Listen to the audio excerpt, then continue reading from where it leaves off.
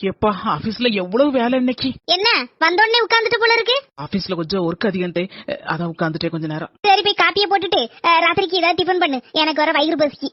சரிங்க அத்தை. ஆபீஸ்ல வேலை அதிகம் சொல்லி நம்ம தலையில வேலையை கெட்டதுக்குள்ள ரெடியா இருக்க வந்த உடனே இவளுக்கு சேவை செய்யறதுதான் நான் இருக்கேன். அத்தை முணங்க ஆரம்பிச்சாச்சு, இனி டிஃபன் பண்ண ஆரம்பிச்சிட வேண்டியதான். இட்லி மாவு இருக்கு, இட்லியை வச்சு சட்னி அரைச்சிட வேண்டியதான். சரி சூடா இருக்கு இட்லி, அத்தையிட்ட கொண்டு கொடுப்போம். தங்கத்தை இட்லி சூடா இருக்கு, எங்க நாங்க இட்லி சாப்பிடுங்க. தேங்காய் சட்னி மட்டும் தான் அரைச்சியாக்கும், கொஞ்சம் கார சட்னி அரைச்சிருக்கலாம்ல, கொஞ்சம் சுருக்குன்னு இருக்கும். இங்க இருக்கு வேலைக்கு போயிட்டு வந்த எல்லாத்தையும் கொஞ்சம் டயர்டா இருக்கு, அதனாலதான் தேங்காய் சட்னி மட்டும் வச்சேன். கார சட்னி வேணா அரைச்சு தரவாத்தே? வேண்டாம் வேண்டாம். இல்ல உன் பொண்டாட்டி ஒப்புக்கு கேட்டுட்டு போறத பத்தியா? விடுமா, அவளும் வேலைக்கு போயிட்டு வரலாமா, டயர்டா இருக்கும்லாமா. இன்னும் பொண்டாட்டிக்கு சப்போர்ட் பண்ணலையேன்னு நினைச்சேன். அவ்வளவு பாத்திரத்தையும் வேலைக்கு போட்டுட்டு வீடெல்லாம் தூத்து வாரிட்டு அதுக்கப்புறம் நம்ம இட்லி சாப்பிடலாம். ஐயே சாப்பாடு வர மடியில இருக்கு, அப்படியே தூங்கிட்டேன. மணி 12 வேற ஆயிட்டு, இனிமே எங்க சாப்பிட, போய் படுத்து தூங்குவோம்.